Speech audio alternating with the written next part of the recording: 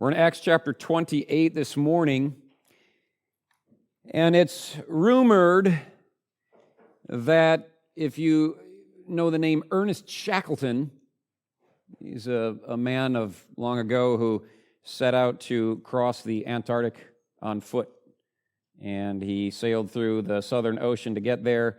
He took with him a number of people to share in the adventure, and in order to put together his crew, it's rumored that he ran an ad in the London Times. This was in 1914. And the ad said, "Men wanted for hazardous journey, low wages, bitter cold, long hours of complete darkness, safe return doubtful. Honor and recognition in case of success." And that was it. You got to wonder what kind of an effect an ad like that would have upon the general public. This one in particular, Ernest Shackleton himself said that it seemed as if there was no man in Great Britain that didn't want to accompany me on this trip. He got a lot of response. In all, over 5,000 men responded, and, according to one source, 3 sporty girls. So everybody was wanting a piece of this. They all wanted to get on board with Mr. Shackleton. The Apostle Paul never ran such an ad. He never once tried to assemble his own crew or steer his own course in life. He allowed God to do it. He trusted the Lord, unlike so many, that God had the ability to assemble for him the right characters to go along with. He trusted God to direct his affairs in life and to make it count for something by the time the journey was finished. I think the Apostle Paul really exemplified for you and me what it means to have a childlike faith. It was his simple trust in God that made Paul's life worth reading about, which is what we've been doing for, I think, 60-some weeks now. We have been studying the book of Acts, much of which is committed to detailing the events of the Apostle Paul's life. As it turns out, there weren't many, really, who wanted to get on board with Paul. Not even now. Not many people who are willing to take the risk of getting on board with him. Too hazardous. Too hazardous. It's not enough compensation. More uncomfortable than most people would prefer. It's too dark. It's too risky. We come here in chapter 28 to the last chapter of Paul's life, as Luke records it anyway. And it is just as exciting and just as adventurous as it was when it began. The Apostle Paul is a prisoner in transit from Israel to Rome. He's been arrested for causing a stir by serving Jesus. There are no credible charges brought against him, but he's making his way across the Mediterranean Sea with 275 additional passengers to appear in court before Caesar Nero, when suddenly a hurricane caught their ship unaware, and as we pick it up in Acts chapter 28, they have been lost at sea for 2 weeks now, hardly clinging to life, shipwrecked, and now they have just washed up on shore. Now, I ask you before we begin, whoever told you that Christianity was supposed to be boring?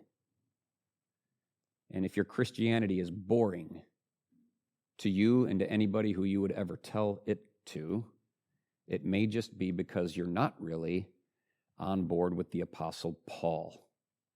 You read about it, it's exciting, but to you it's fantasy. God would have it become a reality. God has called all of us to follow along and allow him to direct our course. So we start in verse 1. It says, when they had escaped, and that means escaped the sea and the storm. They've just washed up on shore there. They found out that the island was called Malta. That tells us that they had no idea where they were until somebody told them. The natives showed us unusual kindness, for they kindled a fire and made us all welcome because of the rain that was falling and because of the cold. Now, this is in the Mediterranean Sea. The Mediterranean Sea covers some nearly 1 million square miles. That's really big. It's a great big sea with somewhere between 6,000 and 10,000 islands in it. It's a great big body of water. 6,000 to 10,000 islands in it. Most of those islands are uninhabitable, okay? Very harsh. But this crew happened to wash up on this one. This is Malta, and Malta isn't that big. This is a 9-mile by 17-mile speck in that sea, and the word Malta means refuge. Just so happens to be an island called Refuge, and a refuge it certainly was. This was an island that, unlike most others in the Mediterranean, was actually inhabited. Not only was it inhabited, but by some of the most unusually hospitable people. Boy, what a place to wash up. Moreover, they originally wanted to get to Phoenix. If you remember, earlier in chapter 27, they were in Fair Havens, and they wanted to get just 40 miles closer to Rome before winter set in, 40 miles by harboring in Phoenix. This puts them actually 500 plus miles closer to Rome. So after all this, it turned out okay. I have to, in my own mind, remind you of the verse here because I recall it so vividly that God uses all things for good. God will use all things for good. And when we hearken back to what Paul has been through, you might have asked yourself in the middle of it all, is God really able to salvage anything out of this?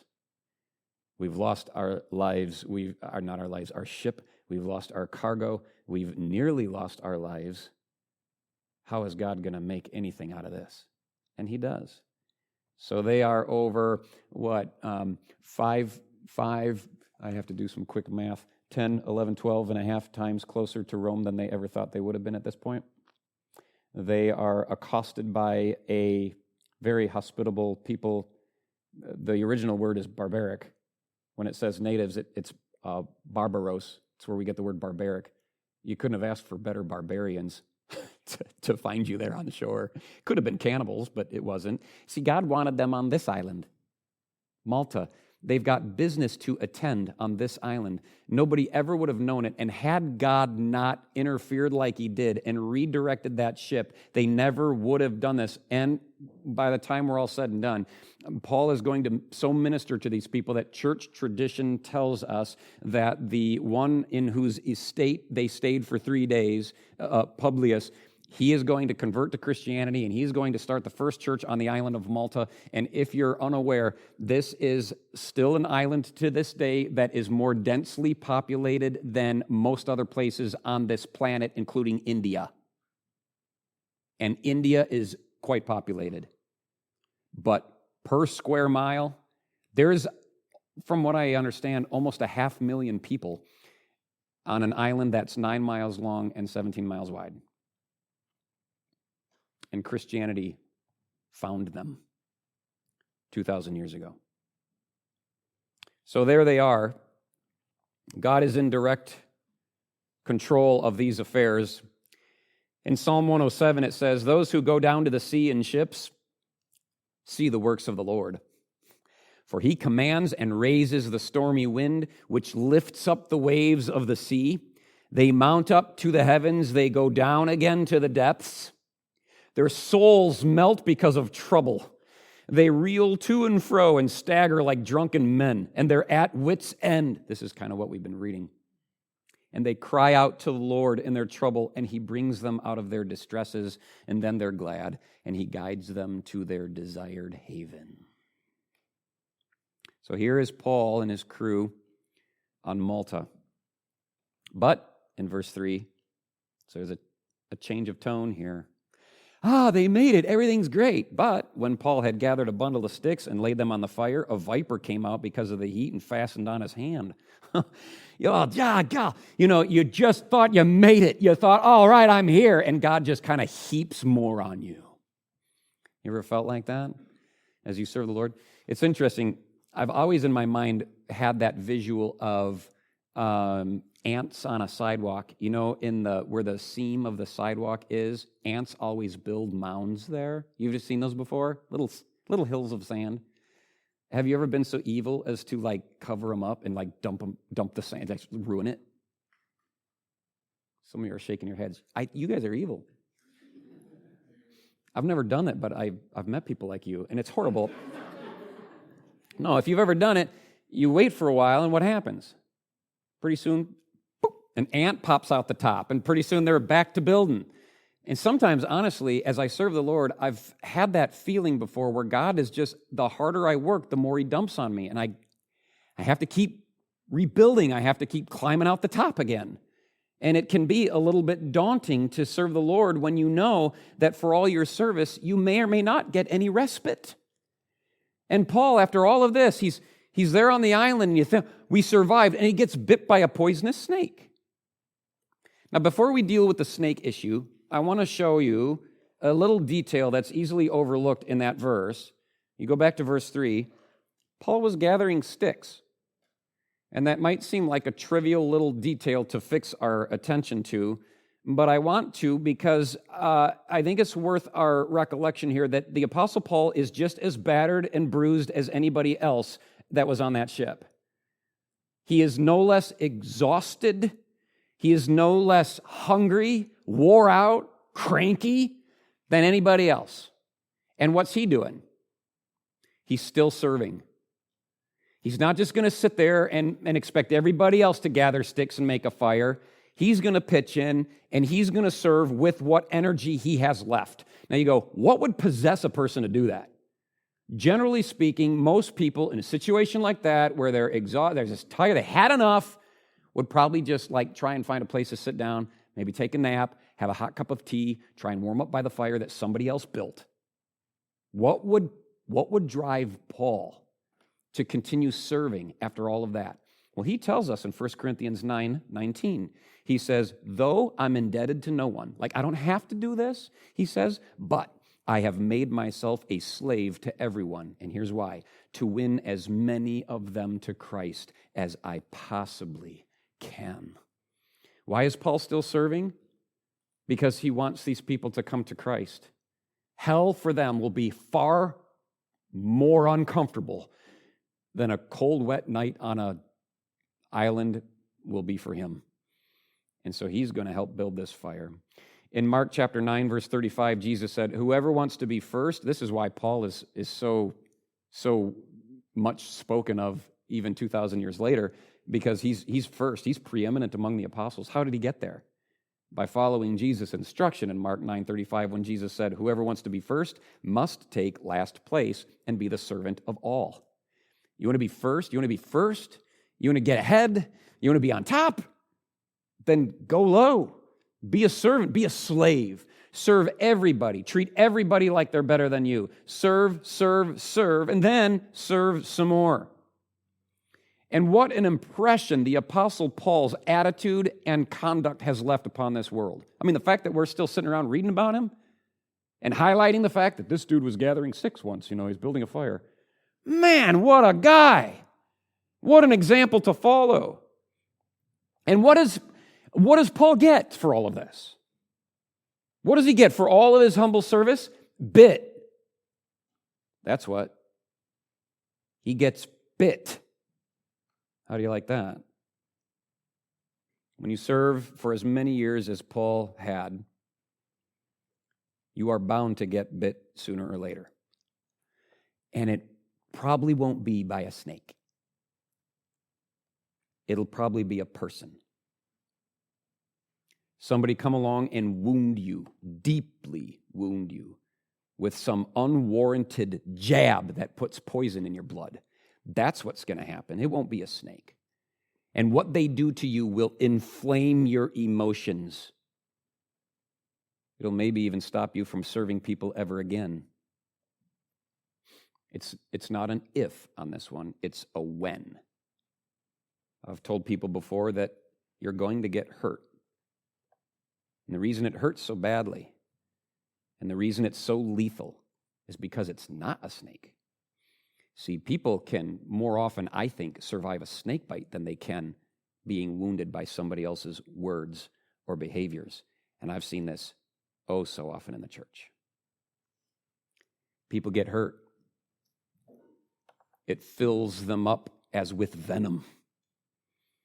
The poison of bitterness and animosity sets in, and they can do nothing about it.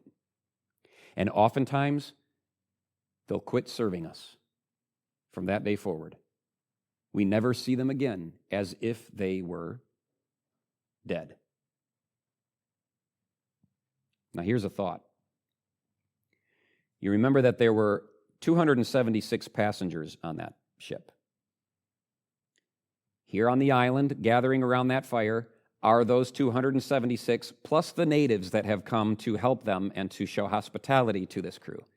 So you've got, I would guess, no less than 300 people, perhaps far more than that, but we'll just say 300 for a nice round number. So of all the 300 people that are there, what are the chances that Paul is the one to get bit by the snake? Come on, it's easy math. 1 in 300, right? I mean, if you told me that this afternoon there was a 1 in 300 chance that I would get bit by a snake, it wouldn't stop me from doing whatever I had planned. 1 in 300, it's probably not going to happen. What if I told you there's a 1 in 300 chance that you're going to go out the door and you're going to get struck by lightning or hit by a car? Or what? You know, you're going to hide and, oh no. You don't run and hide on a 1 in 300 chance that something might go wrong. So the chances are very, very slim that Paul's going to be the one, and yet it happened. Paul gets bit by the poisonous snake. Now, who's behind this, spiritually speaking? Some of you, you'd be like, it's the devil. It's Satan. He's trying to kill Paul because he's Paul, and Satan, he sent a snake, sent a poisonous snake. And people get really fanatical when it comes to the devil. I don't know that I would so quickly attribute this to the devil. I would wholeheartedly say, I think God had something to do with it. Did you know that in the Old Testament, there's a very kind of hidden verse, Amos chapter 9, verse 3, that says that God can command a poisonous snake to bite somebody, and it will? That God could just do that if he wanted to. And I dare say that perhaps that's what happened in this instance. Now, the big question would be then, if it's God and God commanded the snake to bite Paul and it bit Paul out of all 300 people to bite, then what was God's purpose in it? Why would God do such a thing to Paul? Why would God do such a thing to you? Huh? Why does he let us get bit? Why can't we all just serve each other, get along, gather sticks and warm up by the fire together without the occasional snake bite? Why do we got to endure this? I think God has his reasons. The reason in this case is because it put the Apostle Paul on center stage. All 300 sets of eyes are on him. They're all watching him now, aren't they? Everybody.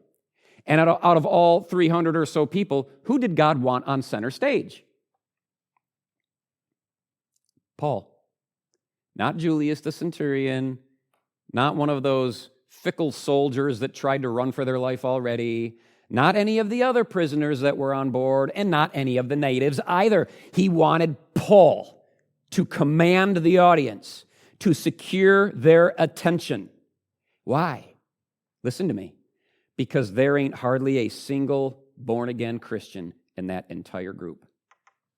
And God's concerned about their souls, and so God's going to do some saving. And to do that, they first have to do some listening, at least some watching. And there's no one better than the Apostle Paul to listen to and to watch. So, I think God here is just about to reveal his power to these people through an obedient snake. Go bite him! Aye, aye! Well, they can't really do the salute because they don't have hands, but aye, aye! Through an obedient snake and a faithful apostle, that's what he's going to do. So God will show his power. The natives in verse 4 saw the creature hanging from his hand, and they said to each other, uh-oh, no doubt this man is a murderer whom, though he's escaped the sea, yet justice does not allow to live. Justice in their culture was actually a specific deity. It was a god that would have sprung into action in a situation like this if indeed Paul was a murderer, because justice would be served. And they expected this female deity named Justice to, I think her name was Decay, to strike him dead. But Paul shook the creature off into the fire and suffered no harm. Now you talk about, well, geez, Paul, this is all I get for serving you. How did the snake feel? I just did what you told me to do, and I'm burning. This sucks. But anyway, that's beside the point. Snakes hardly matter. So he shakes the creature off into the fire, and he suffered no harm. However, they were expecting that he would swell up. That means to really catch fire. It speaks of the burning heat with which he would have been consumed if he had indeed been bit by a poisonous snake in that situation. So they expected that to happen because they knew the side effects of a snake bite of that particular kind. They knew what would happen when a person got bit by that snake. They'd probably seen it before. So they were expecting him to burn up with feverish fire or to just suddenly fall down dead. Those were the two options when you get bit by that guy. Okay, those types of snakes. But after they had looked for a long time, they saw no harm come upon him. And so they changed their mind and said he was a god. They went from murderer to God. It's quite a switch, isn't it? A lot of authors I read in studying for this that kind of have a heyday with these guys, they point out how wavering they were in their opinions and how quickly they jumped to a different conclusion, Oh, he's a murderer. Oh, I guess he's God, And I could go down that road and explain how we're all so very, back and forth ourselves. But until you have a discerning mind that has been trained by and in God's Word, you're going to do the same thing. I guarantee you, your opinions of people and things are going to jump back and forth like a volleyball over a net. One day you think this, the next day you think that. You need to be grounded in God's Word. The truth never changes. It's been the same since it was written, and that's why people say, well, the Bible's archaic. Yeah, it is. And I'm glad that it is because it proves something about it. It doesn't change like everything else does. Good grief. I'm old enough now, at 50 years old, that I have seen our culture shift in seismic ways. Some of you are young. You're in your 20s, and you're like, what do you mean? It's always been like this. Wait till you're 50. If things keep going down this trajectory, you're going to see things so change, it's going to make your hair stand up, make your blood boil. So things change. But the Bible doesn't, and God doesn't. Scripture says that God is the same yesterday, today, and forever. That means He never changes. And so, if we're not grounded in His truth, then we're going to vacillate. So beware of your own tendency to get people wrong. And I say this as an admission that I often do it myself. I can see somebody and form an opinion, which, by the way, we all do. So let's not pretend, whoa, that's wrong. You do it. We all judge each other. We do that. We all stereotype.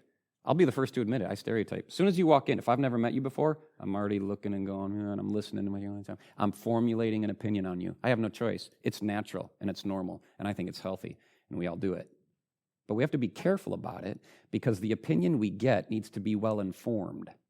And sometimes we can jump to premature conclusions like these guys did, really to their own detriment. I mean, if they would have just thrown Paul out as a murderer, they would have missed out on so much. Things like, heaven, eternal life, forgiveness of sins, stuff like that. And so it's good that they have moved off of their former conviction that he's a murderer, but I think they've maybe gone a little too far in claiming that he's now deity, because that ain't true either. But we need to be careful of this. They were very far away from the truth of things. 1 Samuel 16, verse 7 says, people look at the outward appearance, but the Lord looks at the heart. And so as we formulate opinions about other people, it's the heart that we need to consider. It's the heart. What's behind the actions that we can see? What's behind the words that we hear them speak? Okay, so as a concession, wait, please, on making any firm judgment about a person until their heart has been revealed. And I'll tell you this, once their heart has been revealed, you are welcome to make a judgment call, and you'd better. Okay? You say, well, it says somewhere in the Bible, thou shalt not judge. Okay, it also says in the Bible, thou shalt judge. Jesus told us to do this in John 7:24. Jesus said, look beneath the surface so that you can judge correctly. See, the other place where it says don't judge, it's talking about premature, faulty judgments. But if you go on to read even in that same passage, it tells us that we need to be a judgmental people. You can't throw discernment out the window. You can't throw discrimination out the window. And I'm not talking about racial discrimination. I'm talking about spiritual discrimination. Don't be so afraid of the term that you don't know how or where to rightly apply it to your life, or you're bound to get bit by the snake. So, they are coming to premature conclusions about Paul, just as we often do. You need to wait until the heart is revealed. And I'll tell you that it's not serving Jesus or other people that really shows you what's in a person's heart. Because a lot of people will fool you. I've been fooled plenty. People come in and they say the right things and do the right things and they get involved and they serve the Lord, only to 5, 10, 15, 20 years later have their heart totally revealed, and then you realize the truth. So it's not that people serve Jesus or serve each other that shows what's in their heart. It's how they react when they get bit for serving that reveals their heart. Are they going to just throw down their bundle of sticks and die? Never serve again? Not these people. Are they intoxicated by the venom so that they burn up with a feverish frustration and anger toward the people that surround them? Or will they continue to serve through the snake bite? Are you able to serve through the snake bite? Can you keep going? Will you continue to serve the Lord, and will you continue to serve us, even though it sometimes hurts? Now, they're all expecting that Paul's going to burn with fever or fall down dead because they've seen this time and time again. And I can't blame them. I've seen it many times. So that when I watch you get stung or get bit or get offended, you know what I expect? I expect you to leave the church. You know why I expect that? Because I've seen it so many times. People are so thin-skinned, they can't really handle real Christianity. So out the door they go once it becomes a little too real. So I can't blame the islanders for standing around watching Paul, waiting for him to swell up and die. This always happens every time. I've seen people get bit by the snake before, and it always happens the same. So they're all waiting for it to happen, but it doesn't happen because the Apostle Paul is of a different breed. The Apostle Paul is a born-again Christian, and just because he gets bit once or twice doesn't mean he's going to stop serving the people that he loves. And so what does he do? He shakes the creature off into the fire, and he keeps on going. In verse 7, in that region there was an estate of the leading citizen of the island whose name was Publius. He received us and entertained us courteously for 3 days. Who's us? Listen to me. 276 people. That's who Luke means when he says us. He must have had a big house.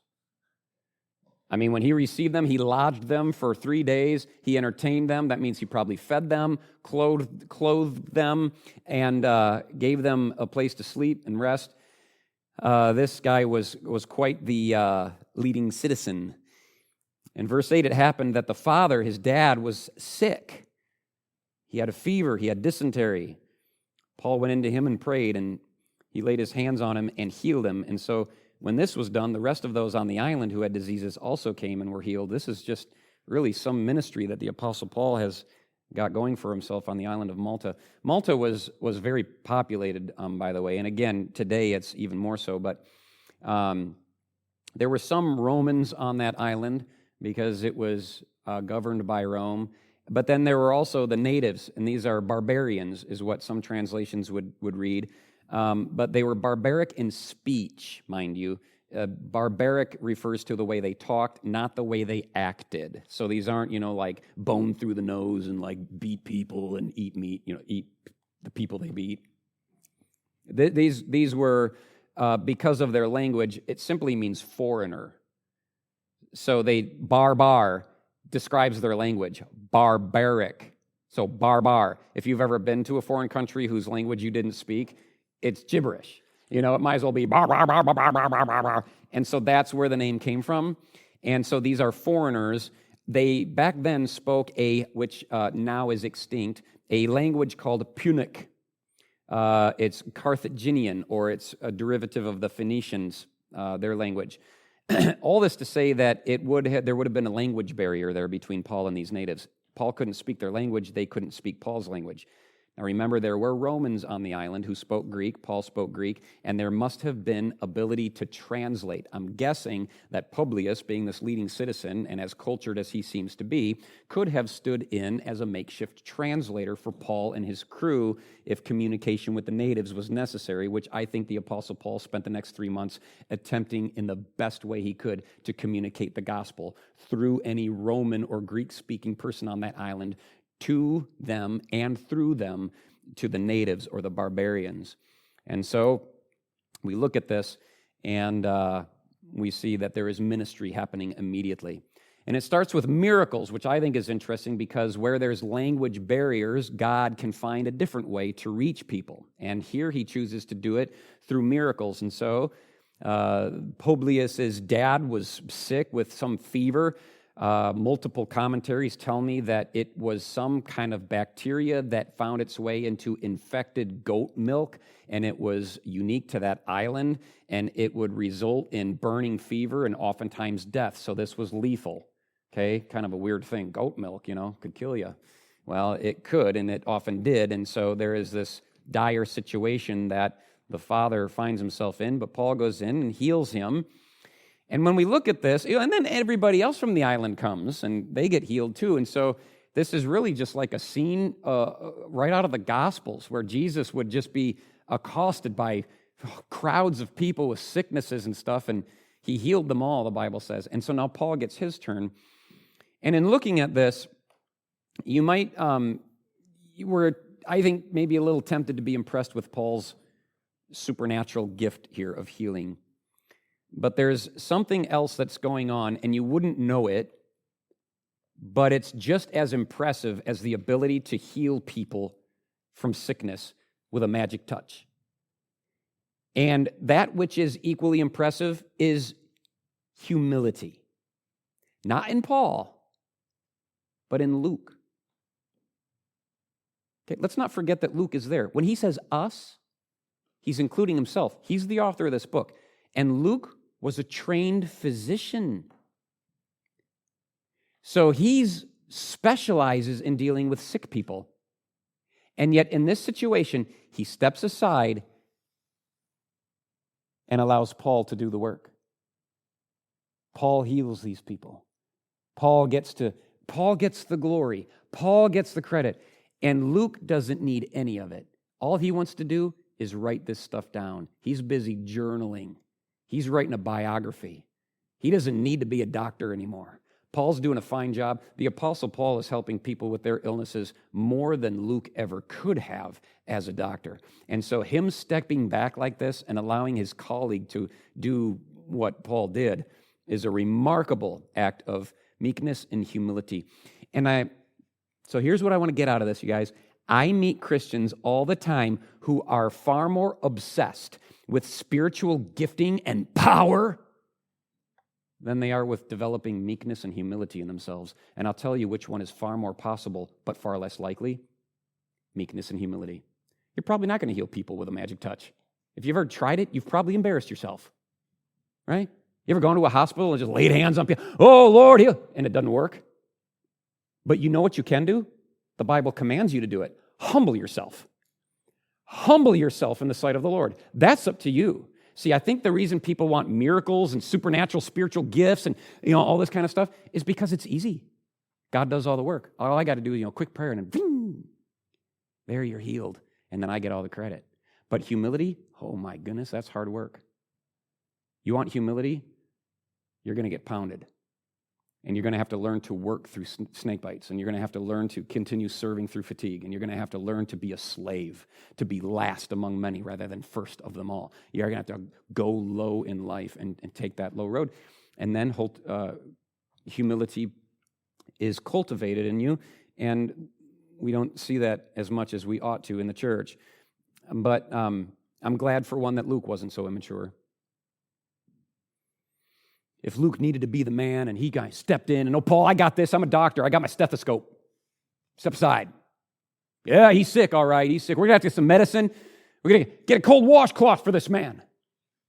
He didn't. He went, Paul, I know that you can do this, and I know that the Lord works through you.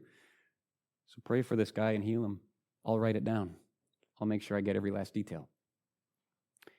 And so Luke was a very humble individual. In verse 10, it says, they also honored us in many ways. And when we departed, this would be 3 months later, we'll find out in just a second. When we departed, they provided such things as were necessary. So they gave them generous gifts. They gave them lavish honor. I mean, these natives were just really appreciative of the work that they had done on the island for those 3 months. And I don't know, I can't recall off the top of my head whether or not the Apostle Paul ever had a 3-month stretch of ministry that was so lopsidedly blessed as this one was. Usually it seems to be kind of mingled with a whole bunch of hardship. But this one, awesome. Awesome. There's no, aside of the snake bite, there's no record of any harassment or opposition, as we have so seen in other cases. No record of persecution from his enemies. No mention of any enemies on that island at all. No mention of oppression or interference of any kind. Just joy, hope, hospitality, physical recuperation, which they all needed, miracles, blessings, appreciation, honor, and generosity. So this is a very unique visit to this island. One commentary says, very rarely in all his years had Paul been so greatly appreciated and sent on his way with his praise on everyone's lips. So this is something different here. And I'll tell you this, some of God's greatest blessings, which I think this might have been in the Apostle Paul's life, one of them anyway, some of the greatest blessings God wants to give to us will come on the heels of some of the hardest trials he will ever allow. And if you don't endure the trials, you will never receive the blessing. That's why James can say, consider it pure joy, brothers and sisters, whenever you face trials of any kind. Why? Because you're on the verge of something wonderful, and you have no idea what a blessing it will be. So you hang in there, you endure the trial, you get through it and to the other side, and you will see what Paul saw here. He didn't just drop his sticks and quit serving when he got bit by the snake. He continued to serve and push through it. And now 3 months of wonderful ministry. James says, count it pure joy when you face trials of any kind, because you know that the testing of your faith produces endurance. But let endurance finish its work so that you may be mature and complete, not lacking anything. See, James is pointing ahead to what's on the other side of the trial. So on this side of the trial, we ought to enter into it with a different attitude altogether, one of pure joy. Thank God, I'm blasted, tired, freaked out, but praise God, because I only know that His promises are good and that if I hang in there, it'll be awesome one day. I know that. And so endure if you believe it. In verse 11, it says that they spent 3 months there and then sailed in an Alexandrian ship. Now you remember it was the Alexandrian ship that now lay at the bottom of the sea. I don't know if they're looking at Alexandrian ships as a sight for sore eyes anymore. They might be a little bit jaded thinking, no, we're not going to get on that one now. But there's an Alexandrian ship whose figurehead was the twin brothers which had wintered on the island. I was talking about how fortunate, how lucky they were to wash up on that island. It has nothing to do with luck or fortune. They are blessed by God that they were steered right to that island. Not only was it inhabited by some of the most hospitable people they had ever met, not only was it an island called Refuge, not only was it this, that, and the other, it also had many harbors on it, and so it became a port, a commercial hub for ships, big ones, sailing to and fro. And so, after winter was over, there just so happened to be a big enough cargo ship that they could get on that and find their way to Rome. Now, could you imagine washing up on an island and being thankful that God spared you from the sea, only to find out that it's that one island with the single palm tree that you've seen in the Far Side cartoons? And there you are, all 276 of you, and there's just one palm tree and nobody around, and so you're going to die out there. No, this one has lots of people on it and ships to get off the island. So they board this ship, and there they go. Luke mentions that there is a figurehead on the ship. It's a carving on the bow up at the front, and he says that that carving was of Castor and Pollux. It's the twin brothers, Castor and Pollux, if you do some research. But there's a carving of that. These are twin half-brothers, same mother, different fathers, I think. And they were, according to Greek mythology, the gods of navigation. So it made sense, I guess, if you're a pagan, to put that on the bow of the ship because it would hopefully give you safe travels. But anyway, they were false gods. And we know as Christians that false gods of such nature are fashioned after demons, because demons so deceive people into thinking that they are deserving of worship that they can convince people to carve crude things out of wood and mount them on their ships for silly reasons. But Paul, it's interesting because Paul was a Christian, Luke was a Christian, and Aristarchus is with them. He's a Christian. So you got these three Christians boarding this ship with these like idols on it, right? And yet, I just think it's interesting that Luke put this in here. Why did he do that? Well, I don't know, but I'll tell you this. There is no sign of apprehension by any of those three Christians about boarding that ship whatsoever. They just get on there, no problem.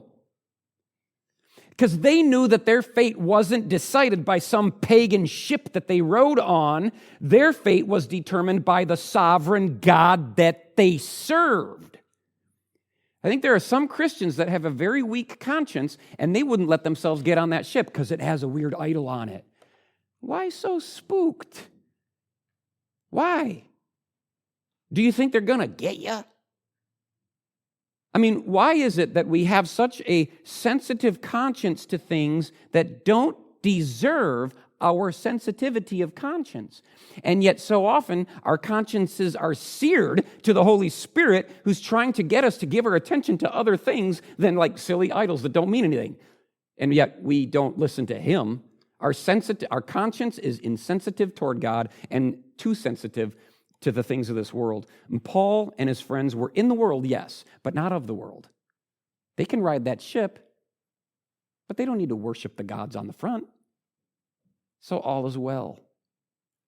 And did you know this?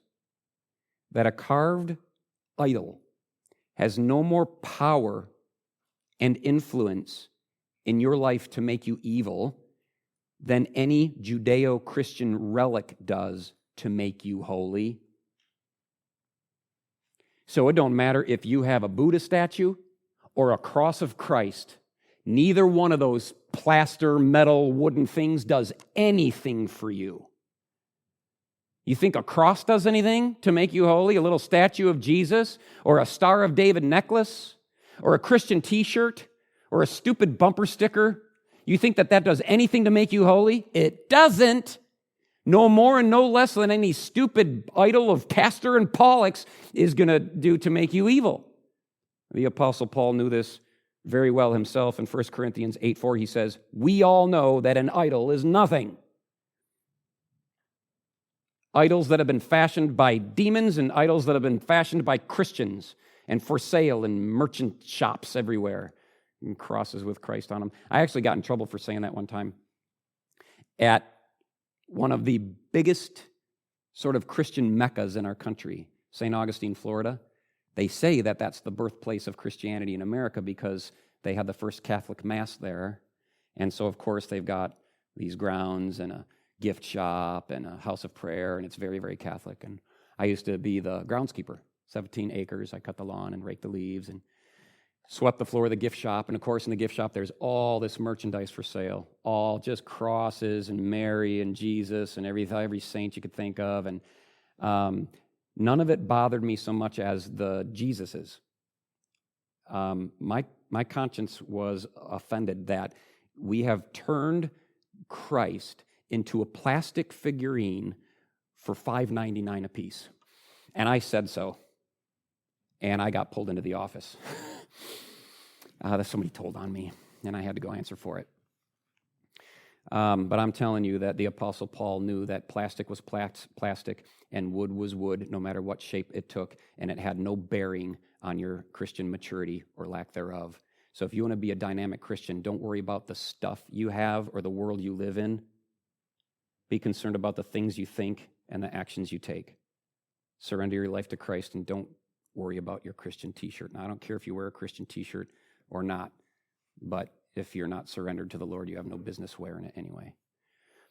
In verse 12, they landed at Syracuse. They stayed there 3 days. From there, Luke says, we circled around and reached Rhegium. And after one day, the south wind blew. And the next day, we came to Puteoli.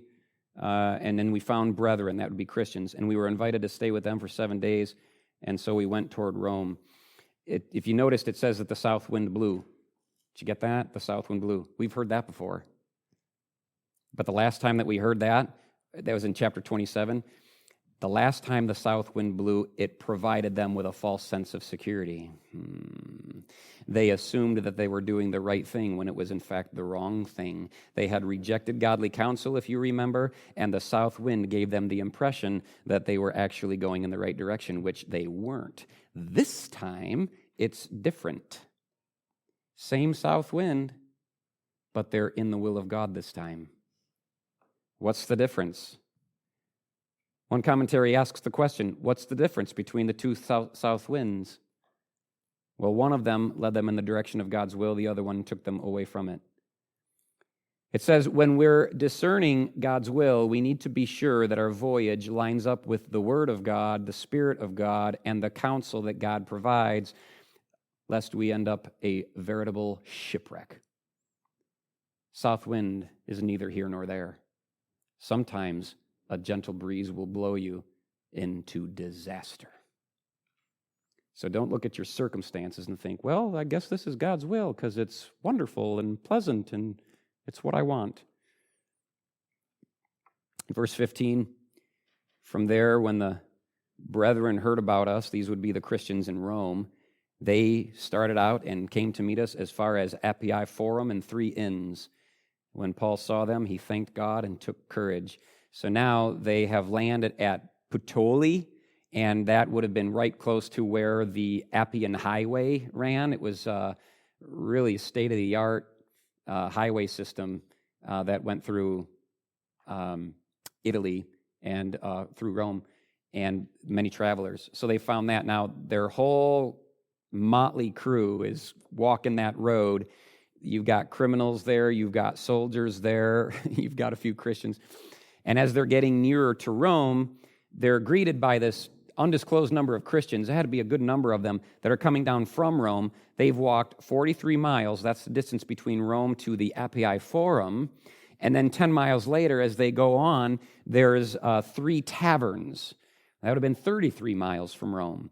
And so that's just a seedy stop through. It's a not too Christian place to stay if you wanted to stay.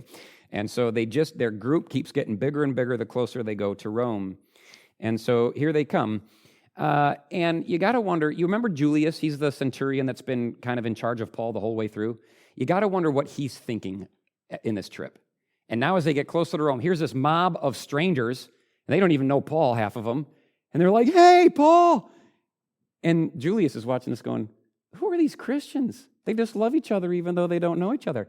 And then 10 miles later, oh, he's a bunch of great Paul, Luke, And it's like, if I'm Julius, I'm going, what the heck's up with these people?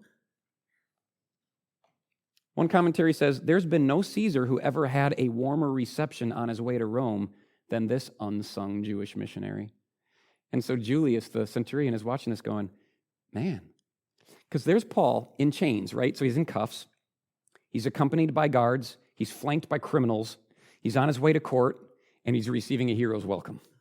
And Julius has got to be going, what the heck is this? And the other soldiers, these guys that worked for the Roman government, they got to be like baffled at how Christians act in times of crisis, as they've watched Paul do, and respond to one another, even though they're strangers as Christians often will. And the hospitality that they show and all this, no Roman centurion before or since had the opportunity to march in a parade like this one. And so there's Julius, just kind of caught up in the action. But then at this point, it's time to say goodbye. And I have no idea what the goodbye was like between Julius the centurion and his newfound friend, the Apostle Paul. I won't know till heaven, but I bet Julius will be there. I'm banking on it. And I'd love to watch a video of that one. I wouldn't be surprised if this tough Roman centurion actually shed a tear as he said goodbye to Paul, knowing that Paul could very well be executed after this. I think Paul was near and dear to his heart. Nevertheless, they said goodbye. He had to, passed him off to a different soldier to guard him. In verse 16, it says, when we came to Rome, the centurion delivered the prisoners to the captain of the guard, but Paul was permitted to dwell by himself with the soldier who guarded him. He would have been chained to this soldier. What an end, at least to this section of the story, and we're nearing the end of the whole account. But nobody, when they left Caesarea on the ship, nobody who got aboard that ship knew what they were headed into. And yet for the next, 6 months or so, as they endured the hurricane and survived on that island, there were a couple hundred unnamed travelers who got swept up in the current of God's great plan on earth through the Apostle Paul. Nobody on that ship, though they depart here in verse 16, nobody walked away the same. They had seen things that they could never forget. They had been through things that were too much to ignore. They had met a man and even a couple others whose message was loud and clear. And they all know, as they go into different directions from that point, they all know enough to be saved or damned. And they all have to make a decision on what to do from that day forward. Paul has left them a stark example to follow. Will they love and serve Paul's God, or will they go back to their old life, their old crime, their old idols? It's decision time for them. But they had been through a lot. God himself had put them through enough to open their eyes to a new offer on life. It was, for them, a harrowing, death-defying, gut-wrenching experience that, quite frankly, very few people will ever sign up for. Very few people. If you read an ad in the paper today that said, men wanted for hazardous journey, low wages, bitter cold, long hours of complete darkness, safe return doubtful, but honor and recognition in case of success, would you answer that ad? Would you be one of those men or those few sporty women who had the courage to sign up for something that you had no idea what would happen along the way? Because I'll tell you this, most people will forego the intensity that the true Christian life offers, and they will instead settle for an average life. But if you do that, that does not make the ad go away. The ad is still being run to this day. Men and women are still answering that call, regardless of whether you do or not. God still wants men and women for a hazardous journey. It's exactly what Jesus meant when he said, "Come and follow me." The call goes out. The ad has been published. You get to decide.